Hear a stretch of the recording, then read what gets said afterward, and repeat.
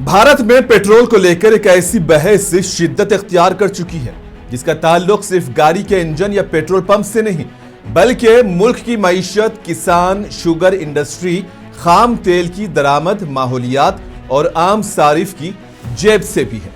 ये मामला है एथेनॉल ब्लेंडेड पेट्रोल यानी कि E20 का। E20 का मतलब है ऐसा पेट्रोल जिसमें तकरीबन 20% एथेनॉल शामिल किया जाता है।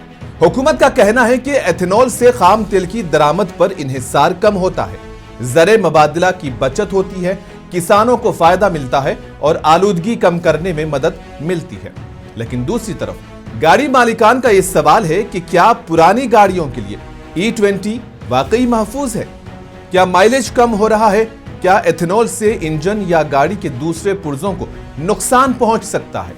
और अब सबसे अहम सवाल कि क्या हुकूमत दोबारा E10 पेट्रोल का ऑप्शन लाने जा रही है?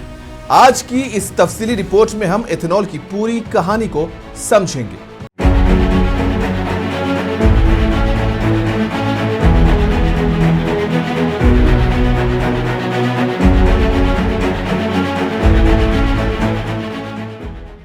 सबसे पहले समझते हैं E20 क्या है।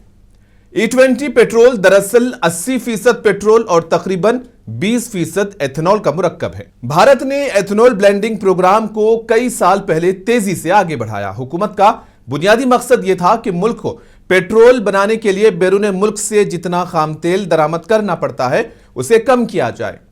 हुकूमत के मुताबिक एथेनॉल एक घरेलू तौर पर पैदा होने वाला ईंधन है जो गन्ने, मकई और दीगर ज़राई ज़राए से तैयार किया जा सकता है। सरकारी आदाद शुमार के मुताबिक एथेनॉल सप्लाई ईयर 2024-25 में 1000 करोड़ लीटर से ज्यादा एथेनॉल पेट्रोल में मिलाया गया, जबकि औसत ब्लेंडिंग तकरीबन 19.24% रही और बाज महीनों में यह तकरीबन 20% तक पहुंच गई। यानी इंडिया ने 20% ब्लेंडिंग के हदफ को मुकर्ररा वक्त से पहले हासिल करने की तरफ बड़ी पेशरफ्त की है। अब आता है यह सवाल कि हुकूमत E20 को इतना अहम क्यों समझती है? तो इसकी कई वजूहात हैं। पहली वजह खाम तेल की दरामद। इंडिया अपनी तवानाई की जरूरियात के लिए बड़ी मिकदार में खाम तेल दरामद करता है। अगर पेट्रोल में मुल्क के अंदर तैयार होने वाला एथेनॉल इस्तेमाल किया जाए तो खाम तेल की जरूरत में कुछ कमी आ सकती है। दूसरी वजह ज़रे मबादला की बचत या फॉरेन करेंसी सेविंग्स। कम खाम तेल दरामद करने का मतलब है कि मुल्क को डॉलर में कम अदायगी करनी पड़ सकती है। तीसरी वजह है किसान और ज़राई मईशत या एग्रीकल्चर इकोनॉमी। एथेनॉल की पैदावार में गन्ने और दीगर ज़राई खाम माल इस्तेमाल होता है, इसलिए हुकूमत का मौक़िफ़ है कि इससे किसानों और ज़राई मईशत को नई मार्केट मिलती है। और चौथी वजह माहौलियात या इकोलॉजी। हुकूमत का कहना है कि एथेनॉल ब्लेंडिंग से कार्बन इखराज कम करने में मदद मिल सकती है। पेट्रोलियम वजारत के मुताबिक एथेनॉल ब्लेंडिंग प्रोग्राम ने खाम तेल की दरामद और इखराज में काबिल जिक्र बचत में मदद की है। लेकिन असल तनाज़ा कहां से शुरू हुआ?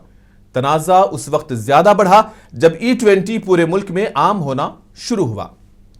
1 अप्रैल 2026 से भारत में फरोख्त होने वाले पेट्रोल के लिए E20 मेयार को लाजमी बनाया गया और हुकूमत के मुताबिक BS6 गाड़ियों को भी E20 इखराज के मेयार पर पूरा उतरना जरूरी है। यहां से पुरानी गाड़ियों के मालिकान के सवालात बढ़ने लगे। बहुत से सारिफीन ने शिकायत की है कि गाड़ी का माइलेज कम हो रहा है। कुछ सारिफीन ने गाड़ी के पुर्जों और इंजन से मुताल्लिक खदशात जाहिर किए और सवाल यह उठाया कि जो गाड़ियां E20 के लिए मुकम्मल तौर पर डिजाइन नहीं की गई थी उनका क्या होगा? अब यहां E10 की वापसी की बात क्यों हो रही है? यह इस पूरी कहानी का सबसे ताजा और अहम मोड़ है। 17 अगस्त 2026 को भारत के chief economic advisory Anantha Nageswaran ने एक मजमून में तजवीज दी कि पुरानी गाड़ियों के लिए E10 पेट्रोल दोबारा दस्तयाब होना चाहिए। E10 का मतलब है तकरीबन 10% एथेनॉल और 90% पेट्रोल।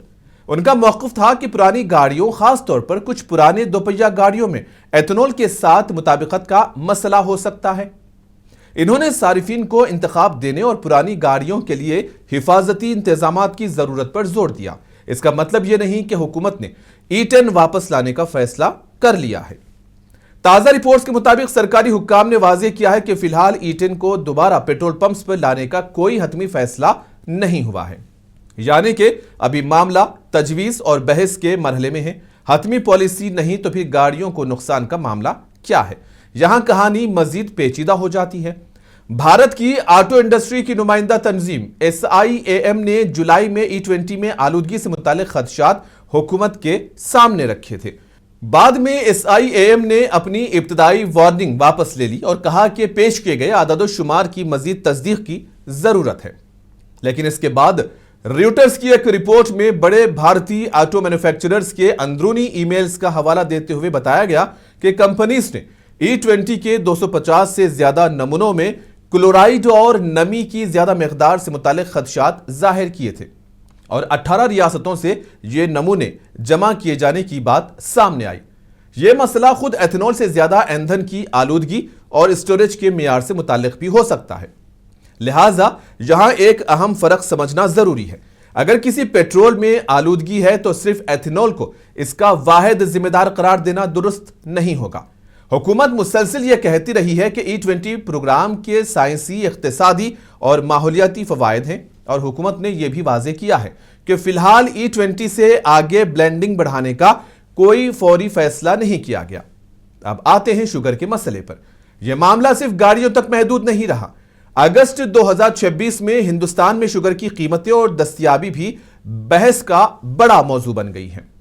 22 اگست کی رپورٹس کے مطابق موجودہ شوگر سیزن میں انڈیا کی شوگر پیداوار کا اندازہ تقریباً 306 لاکھ میٹرک ٹن لگایا گیا، جو ابتدائی اندازے سے نمایاں کم ہے۔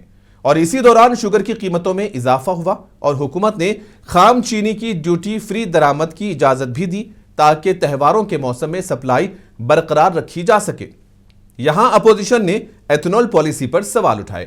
حکومت نے اس الزام کو مسترد کیا ہے کہ شوگر کی قیمتوں میں موجود اضافے کی بنیادی وجہ ایتھنول کے لیے گنے یا شوگر کی ڈائیورژن ہے۔ حکومت کے مطابق قیمت بڑھنے کی بڑی وجوہات میں کم شوگر پیداوار، موسمی حالات، فصل کو نقصان، طلب میں اضافہ، عالمی مارکیٹ کے حالات اور دیگر عوامل شامل ہیں۔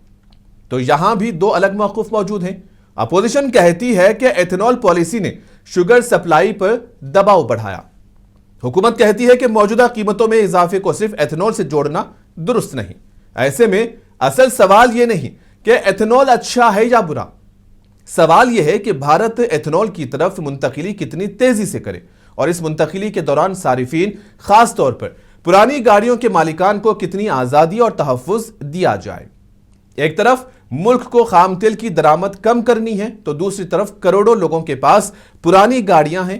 ایک طرف کسانوں اور بائیو فیول انڈسٹری کے لیے ایتھنول ایک بڑا اقتصادی موقع ہے تو دوسری طرف شوگر کی قیمتیں اور خوراک کی دستیابی بھی اہم مسئلہ ہے، اور سب سے بڑھ کر پیٹرول کا معیار اور اس کی سپلائی چین مضبوط ہونا ضروری ہے۔